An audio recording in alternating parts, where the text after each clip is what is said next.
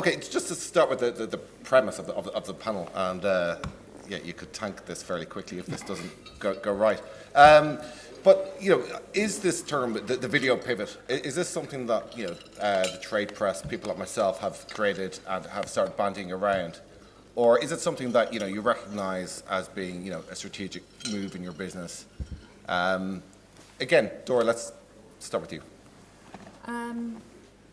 The video pivot. Oh, need mic. Oh, okay. Hello. Better? Is that better? Can we hear? Better? Yes. See if they're asleep on the back. Okay. Wake them up. So the video pivot? It's an interesting question. Look, the fact is, it comes back to I think what we're probably saying in almost every module or speaking slot today. There are different ways to tell stories, and we have an opportunity to tell a story with a video. And that can often speak to a different generation of content consumers who are far happier watching a 4-minute video that informs them about the news in the world to explain what's happening in Spain, for example, than reading a 400-word article. So it allows us to expand the way that we tell stories, and that is a great opportunity. The second part of the question around the... Well, is it a strategic repositioning of your business? I mean, we haven't chosen these three publishers for no particular reason. You're what some people might call legacy publishers. Hey, that you've also got and we're one of your print business as well. on the syndication side. Someone's joining the panel from the other Sure. room. Yeah. Hello. Yeah. Thank you. So I'm particularly interested in you, partly because of the role that you play in the media industry itself, partly in the sense that the role that you play in democracy, which is an often overlooked part of what we all do in this room when we're more talking about ad tech and making money. But the idea, but I want to sort of get a feel for whether this move to video is it something that you're committing to? How far are you going to go in your strategic shift towards video? Is it still a bolt-on to your text business or even your print business, or is it where you see your future is? Sven? Well, for us, it's for Axel Springer, it's definitely part of it, the video business, but it's not taking over other parts. As we're still doing 2/3 of our revenue with print, text is still important for us, even in the digital industry. And just video is a part of the news, part of the information, but it's not taking over any other parts. Mm-hmm. Piers, would you describe yourself as a legacy publisher, or are you? I hate the word legacy. That's burdened with a load of pejorative connotations. It is. But if I get to use the word pivot and make me sound like a startup and triple my market capital for no other reason than I use the word pivot, then we're definitely pivoting.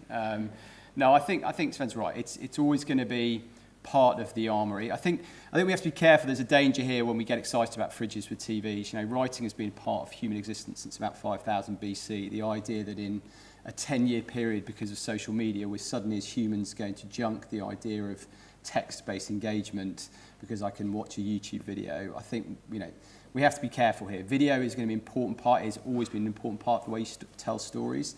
And to Dora's point, if you can tell a story in one way, using video, then you're going to do it. But I think all the research suggests at the moment the bulk of consumers still prefer to consume their news and views through a text-based format. That's often convenience. If you're on a tube, you've got headphones, connectivity. There's loads of other reasons why text remains a very important part of it. So is video important to us? Yes, of course it is, because it's growing. It's every publisher across the world. It's the one line of their business that's probably growing at double-digit rates, high yields. But are we going to be only video and be like Facebook and go around saying we're video first? No, because that's just not realistic. It's still well below, probably, I don't know, probably less than 10% of our digital revenues is video. Depending on how you classify it, right? I guess we're talking about pre-rolls here, not in-read or, the TEEDS format. In terms of pre-rolls, it's still a part of it. It's growing. I hope it continues to grow. We've just got to be a bit realistic about it. And there's one more thing you keep in mind. Having breaking news, you always have a written word first, then you have video. It just takes longer. Yeah, yeah. In our prep, you Especially mentioned that this was a news websites. Yeah. So, for example, yeah, you've got a breaking story. It's easy to get a text article up straight away, but to put together a video takes 45 minutes. and then it lasts for what's the And it cycle lasts of a for news half a story? day, and if it's a really big breaking news, you have another video like an hour later, 2 hours later. Right, Michael, your company Glomex, your video syndication company. What's been your experience been of how publishers are adapting to video? Are they sort of moving quickly in terms of getting the video content in there and make the best of the opportunities, or is there more that can be done? So, as you said, we are not a publisher. We are a marketplace for premium video only, and I think the important position that we take in the market is to enable those who cannot get any premium video, which is about 80% of the market, right? 80% of the publishing market does not have access to premium video. And we think that there's going to be a time where every article is going to have a video that is enhancing the consumer's experience. So we don't see an either or, and we don't see that every video needs to exactly reflect what the article is saying, but it needs to provide an enhancement of what the article is talking about. And I think this is a huge opportunity for the publishing industry to also, bring back, put themselves on the same level than the big American aggregators, and at the same point in time, uphold the quality level and the truth that they need to provide to the consumers. So that's our position. We think it's going to be huge. We're at the very beginning, and we hope that we're going to play a major role. You mentioned the US large tech aggregators. Just in terms of, obviously, again, we're talking about this issue in the context of what's increasingly called the duopoly in TV. Sometimes the French like to say GAFA and loop in Apple and Amazon as well. Sorry,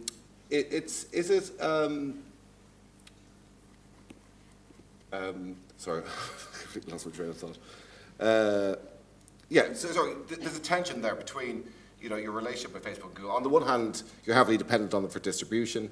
On the other hand, they're also a media competitor. So could you just, Piers, what's your relationship? How do you navigate that relationship with Facebook and Google? You do what you need to do to keep your business on track, and whether that be Google on an ad-serving technology basis or Facebook through distribution, we're not going to disinvent them. So you learn to roll with the punches,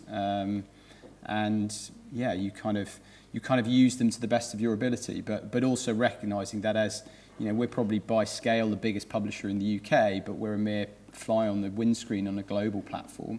And what the media industry is running into with Facebook and Google is the same things that the airline industry ran into, the car industry ran into, which is local country businesses find it very, very hard to compete with global corporations. Because we're operating in a world where we cover news and views across the UK, and Facebook and Google are global machines. So I think you have a relationship like you do, I guess, like a supplier, like a farmer has with Tesco's. You don't like them, you get beaten up by them, but in truth, you kind of need them to distribute your goods, so you deal with it. Dora, is your relationship similar to what Piers just said? Yes, I think that's probably quite typical of many news brands and the way that we would work with a Google and a Facebook.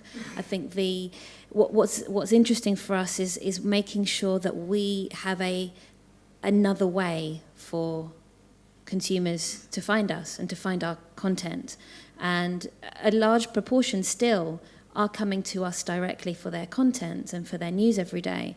And the discoverability of our content, once they get into our site, is obviously very important. That onward journey, the next best action, the way that we present our content to them.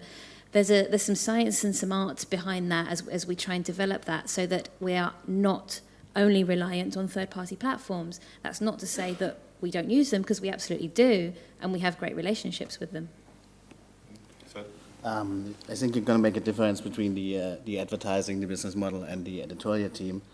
If I see the chief editor of our biggest brands like Bild and Welt in Germany, for them it's essential to have the reach from Facebook, instant articles, for instance. On the other hand, it doesn't monetize at all. So, for our perspective as a sales house, it's a competitor, more in the market, having the same content. But for the editorial team, it's necessary. Michael, I know with you Michael has also been MD for ProSiebens at 1 Digital, so he's got sort of experience of navigating these relationships as well. So, in Germany, what's the feeling towards the duopoly? So, my personal opinion is, in contrary to what most voted here, that Google is not evil. I think that these two companies are actually a frontal, attack to what we believe is truth and democracy, right?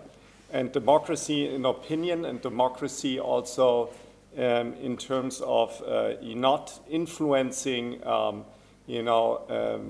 certain political movements in the society. We believe that, or I believe, I can't speak for everybody in my company, but I fundamentally believe that Google creates and Facebook create this echo chamber phenomenon, which means that you are always only confronted with what you like to hear, not what you don't like to hear, and therefore leads to a higher degree of segregation in the society, where you have pockets of people that basically don't hear others' opinion. And I think the media industry, and I think one of the speakers said it today, has a unique chance now to really find a new balance, right? Or to be sorry in 15 years that they didn't try and didn't try hard to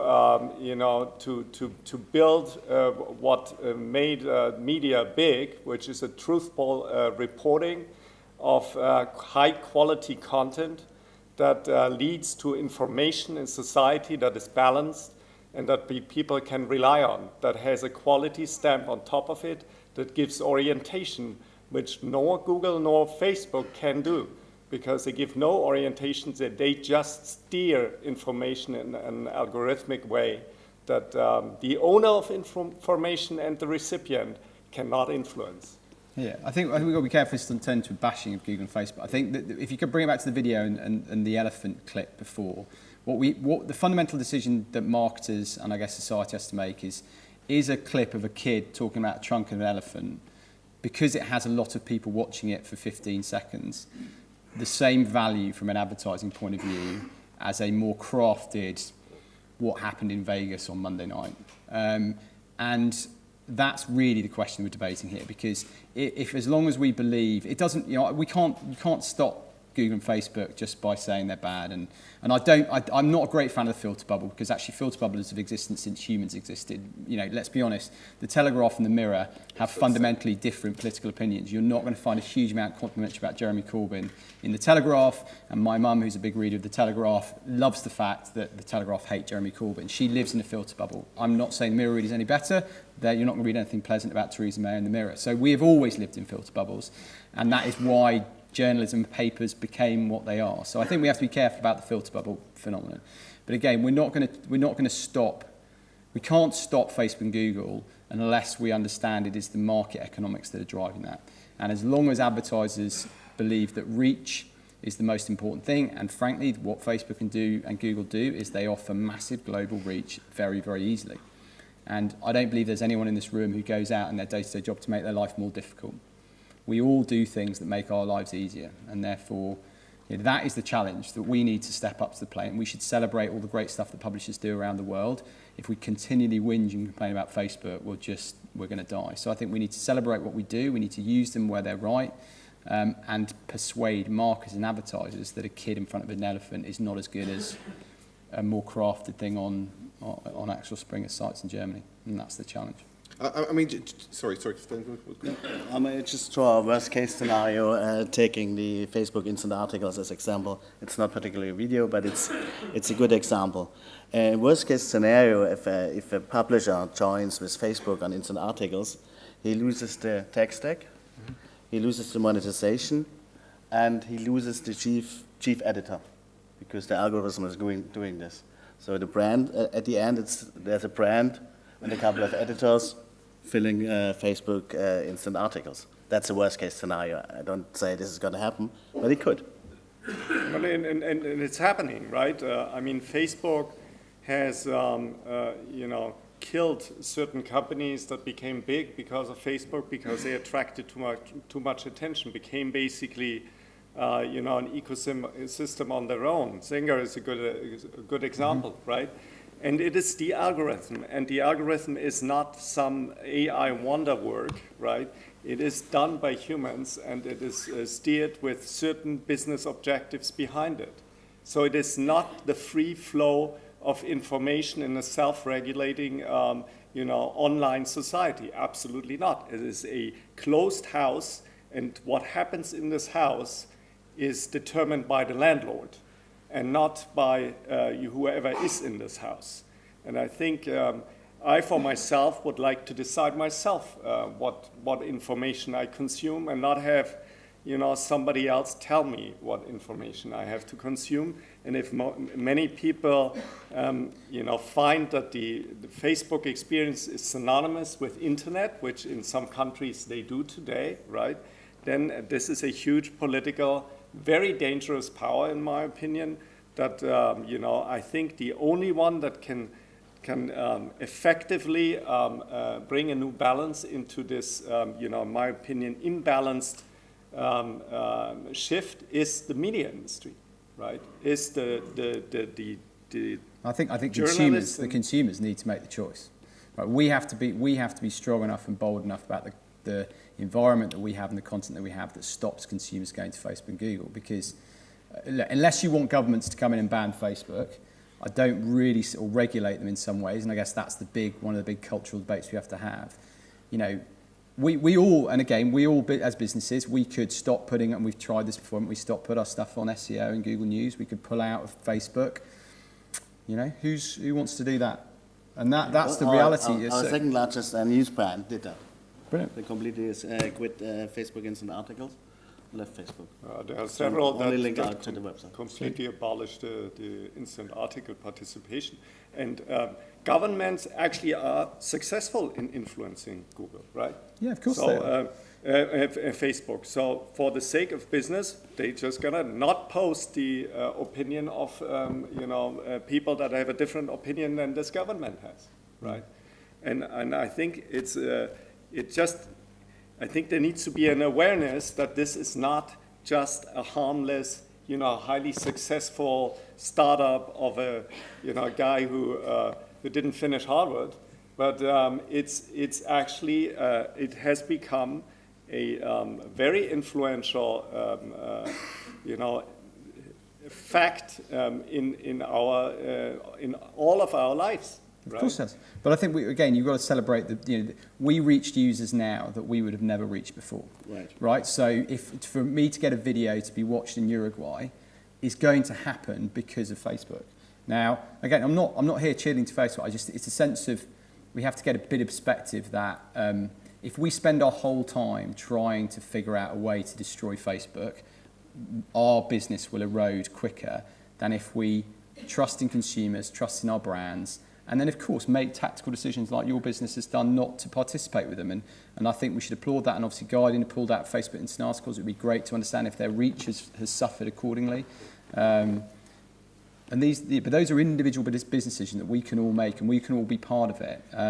Now, great. If governments want to come in and regulate Facebook and force advertisers to spend money on news brands, but it's not going to happen. It's not going to happen. So I think we need to be mindful of it, but really kind of focus on, to the point about storytelling, what are the best avenues to get that video out? What video are we going to create? And then persuade advertisers that actually our content, is, we may talk about brand safety, but again, thanks to the News UK story at the beginning of the year, that's caused a massive problem for publishers. And it's harmed the company that they went after the least, which is YouTube. And again, advertisers now don't want to advertise around any bad stuff, define bad stuff. So we've got all these issues that crop on, but just, I think if we get so, focused on Facebook and Google, our business is going to suffer. Is it sort of to bring Dora in there? Is it about just a question of renegotiating those terms and getting a fair deal? It's all very well reaching lots of users, but it's not much use to you if you're not making money off the back of it. Do you feel you're getting a fair deal from Facebook and Google, or do you feel like, you need to do renegotiation? Well, I think that the argument or the conversation around the responsibility that these tech platforms have is very, very pertinent. Of course it is. And we had Mark Zuckerberg just at the weekend, I think, talking about sort of that he's sorry and that he sees that they need to take more responsibility, which is interesting. It does come down to consumer choice, though.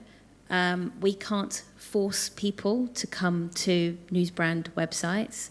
Their daily habits include Google and Facebook, and that is fundamental to our day-to-day. There is a constant dialogue that the Telegraph has with Google and Facebook, and like I said, we have a great relationship, and I see more and more their willingness to have conversations about how we can have better presence, how we can have a more interesting relationship and a partnership, and they are thinking about us as partners more than they ever have. And that's something that we've definitely got to continue down that line on. The fact is, there's not many businesses, there's not many industries that would say that they have a right to exist. And I think we've got to be really careful about that. It would be very worthy to say that we deserve to have a place in this industry, in this society. It's about the consumer and whether they want that service. And it's incumbent on us to create reasons for them to want to read our content or watch our content. And that's very much internally what I believe all brands, all news brands, all publishers are doing, because that editorial strategy is so key to that. Just moving away from the duopoly for a second. Sorry, sponsors, before I sort of say this, but is the ad tech tax still too high? Are you still? We've seen some high-profile court cases, Guardian against Rubicon Project early in the year, where they felt that all the fees weren't being disclosed. What's your relationship now with other ad tech vendors, or again that they might still be Facebook and Google we're talking about? But do you feel? Are we getting to a point where publishers can work with ad tech now, in a sense that they're getting more transparency and have a bit more confidence about that contractual relationship? Actually, we just these days we're changing our tech stack completely, and we did a pitch at the end of last year, and we decided pro AppNexus against Google, just by strategic reason. So you can still try to be independent. So we'll see if that works. We don't know yet. We just started. And what was your decision based mainly on that independence? It was based mainly on the independence, right? And having Google as a competitor in the advertising market, you don't want to give your all informations about your inventory, about your pricings to a competitor. I mean, that difference is quite different to what you were saying, Piers, where you said, that they're huge and we have to work with them. But there are companies, and there's lots of publishers. Sometimes I say, it's a little bit like climate change. There's that story of, if you boil a frog alive whilst it's in the water and slowly turn up, if you put it in the cold water and turn up the heat, it'll boil alive. Whereas if you throw it into the water... Where's this going? Bloody hell. Am I the frog or the water? Okay, well, my point is, the idea that I'll drive my car every day, I'll drive my car every day because I need to get to work, and then you see what happens in Texas and everyone's dying. Jeez. Yeah. Okay. Is it like that, where people maybe, they... So I think I take from your question, are we too short term? Yes. Yeah. We are... We should swap seats. Okay. We are short term. Yeah. There's no question. I don't know. I can't speak for every publishers, but most publishers face very, very tough financial climates, right? Unless you're the Guardian, where you just don't bother with it. But most publishers that have to turn a profit, I mean, we are a PLC, we have a large pension deficit, we have to turn a profit, we're very profitable, £130 million profit a year. So we are relatively short term, and that's the curse of all PLCs. You could be BuzzFeed and not be public, but then just sort of not really make money for 9 years and no one seems to care and your market valuation is massive, but that's just the world we live in. I think, yeah, we are probably short term, but that's in truth about climate. You know, that's the reason why, you know, we're not, if we went to renewable energies tomorrow, all your bills would treble in cost. You would have people living in fuel poverty, there'd be a crisis in the UK. So life is always about balance, isn't it? You have to balance the short term versus the long term. And I think, yeah, my runway is about 3 to 6 months. I'm not going to get, and human nature as it is in any business, you know, you're not going to put your head above a parapet.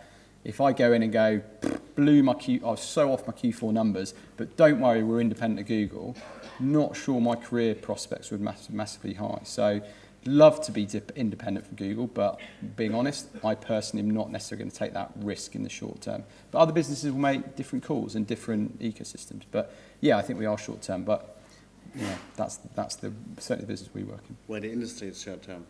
And we of course take a risk by using AppNexus.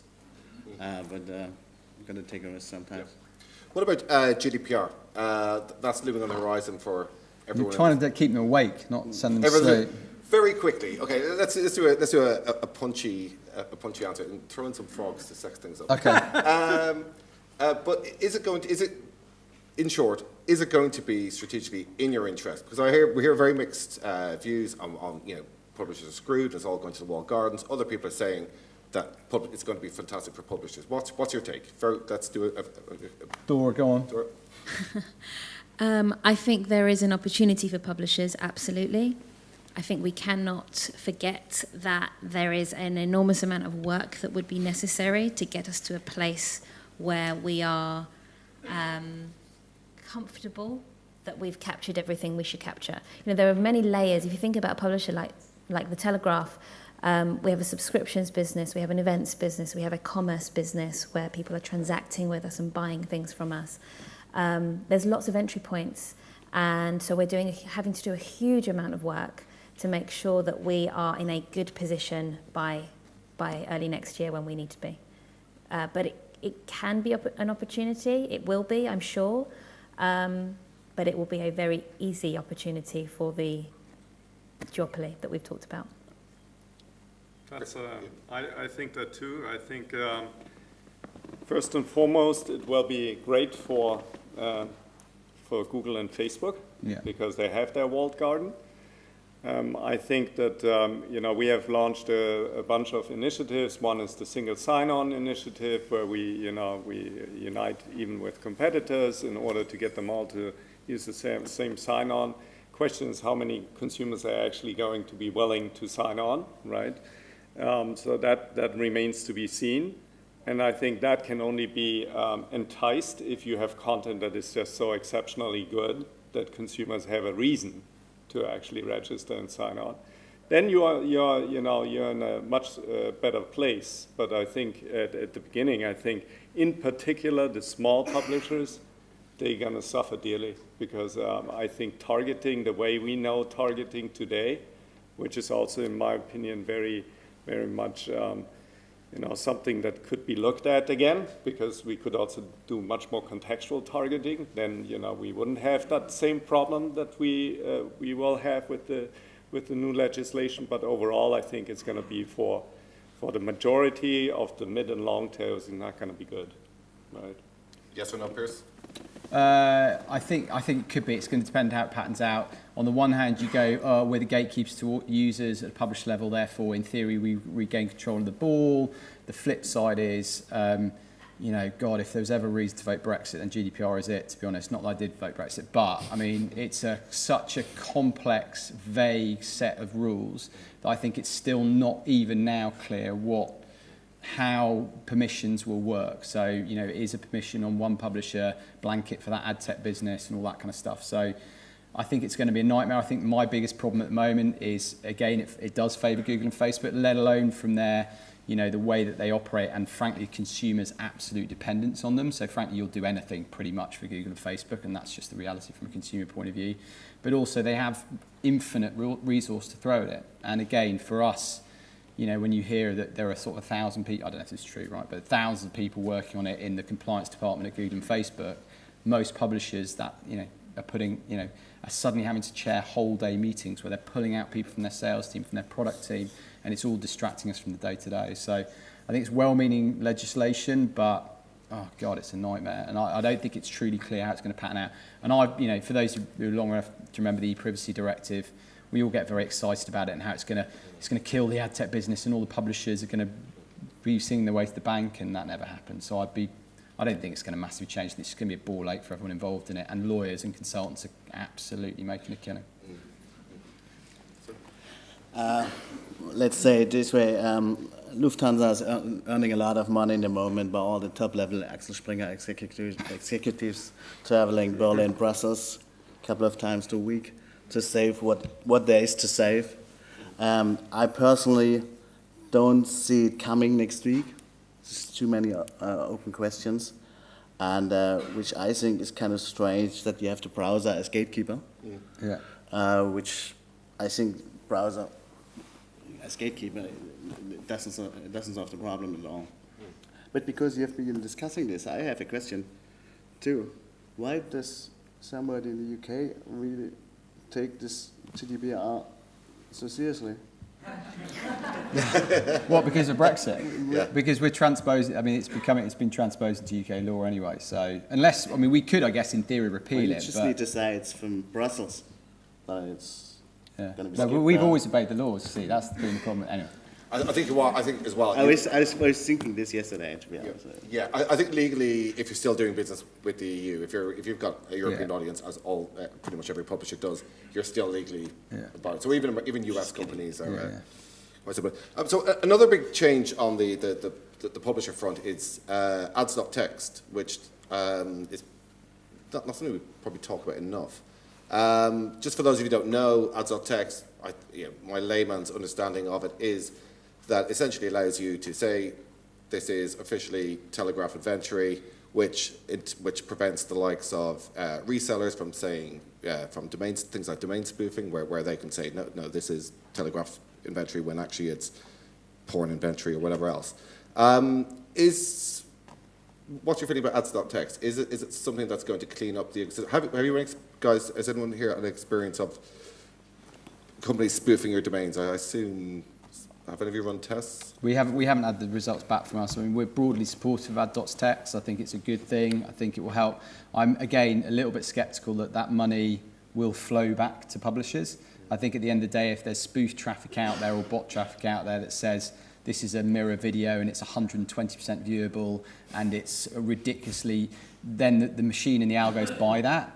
That doesn't mean that that disappears with ad.text, but it doesn't mean that those dollars just flow back when we're sold out on our inventory and our inventory is at whatever viewability and otherwise. So I think it will be good from an advertiser point of view. And I think it's a necessary step to clean up the ecosystem, and there'll be a lot of impacts in the ad tech space as money comes out of it, like P&G pulling money out of that space. So there'll be a negative impact on the bad guys. I don't think, it's not in my 2018 number that I'm suddenly expecting an X% uplift because of ads.text. I may be wrong, but that's just my instinct. Dora, have you implemented ads.text yet? Or No, yes? it will be implemented in this month. Oh, let's say. beautiful.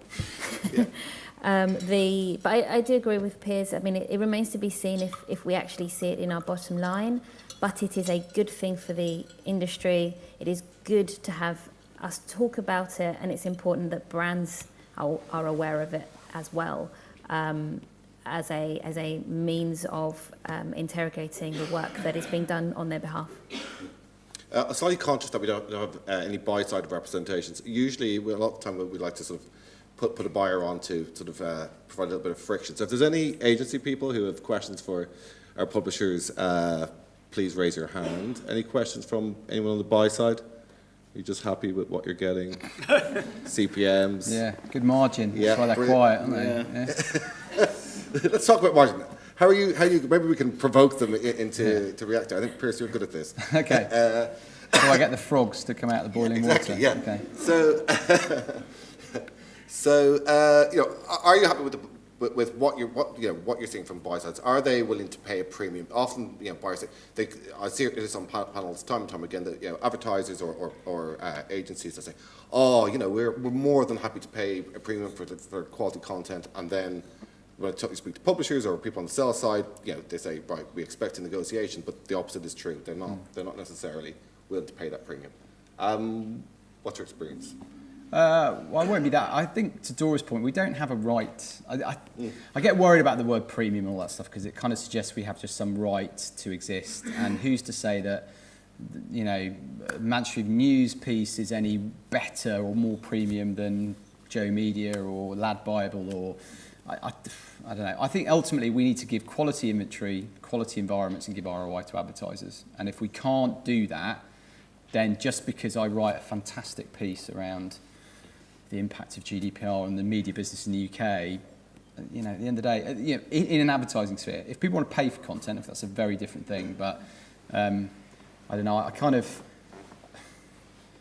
can't say that I can't tell a marketing director that he needs to spend more on his. If he is judged by the age-old attribution question of performance and selling flights on EasyJet, I can't believe the marketing director is going to want to stand up and say his sales are down, but his investment is up. But don't worry, I'm supporting premium publishers, and no one's going to do that. And I think we just have to be realistic about it. What we can do though is do what we've done for a long time. It still hasn't worked, but we can talk about attribution. Yeah. It is about the results that matter, but when the results that matter are based on a last view or a last click, then we're just going to keep going around in circles. Yeah. I think there's a general tendency in everything that we heard so far today that this is, with the exception of the new storytelling, in my opinion, this is that we never talk about the consumer, right? We don't, we do this for a purpose that is somebody needs to read our stuff, visit our websites, watch our TV channels, and that's the consumer, right? And I'm fundamentally of the opinion, if we create something that the consumer really wants, right, that provides a superior experience for the consumer, money will come. But in contrary, and we do this very well also at, we did this at ProSieben when I was the head of ProSieben Sat1 Digital. We were the experts in squeezing the last euro out of a consumer visit, right? We know how to monetize a consumer, right? But that doesn't mean that it's good for the consumer. It doesn't mean that you're building a lasting audience that comes back and back again, that develops a relationship with your brand, right, et cetera. And that is not, easily driven into ad blocking and whatever else they can utilize in order for themselves to create a better consumer experience. And I think that this is something that we should become aware of, is that, I understand we all need to make money. We also have, very short-term goals, everybody, us included. But we need to think about, how do we create a lasting relationship with the consumer that is built upon value and not upon all our tricks that we have in our bag to monetize, right? We're running tight for time, so just very, very short answers. Looking ahead, future gazing in 5 years' time, I think Piers, I might even know your answer already, so you preempted it a little bit. But will any of you be video first in 5 years' time? Looking at me? I have no idea. 5 years' time is 5 years' time is too much for our industry, to my point of view. We first have to answer this question up there. It's going to be answered in 2 or 3 years. If we don't survive, we don't talk about video and publishers at all.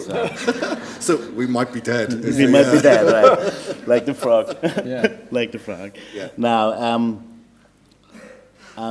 regarding our publishers, I see video as an important part of the content and of the monetization, but it's still going to be part of the mix. No, yeah, not video first. Really important part of what we do, but I can't. Depends how you define it, revenue, users, whatever. But yeah, no, 5 years feels like a long time, but if you think back to the Olympics in London, that's not that long ago. Has life massively changed in 5 years? I don't think suddenly you're going to see all the businesses such a radical shift from where they are now. Yeah, I think that every article should have video that is enhancing the experience that the user has. And I think that in 5 years we will see a shift from today very short form clips-based video content to much longer form that is really should be really high quality content that is attached to articles. That's my view. And obviously I'm very video focused and centric. Or we'll finish where we started. I think words on a page and words on a screen are still important, and I think they still will be in 5 years' time. People haven't stopped reading books just because they can watch movies, and so that would be my answer. Great. Well, thanks very much, guys. Guys, give my wonderful panelists a round of applause, please. Cheers.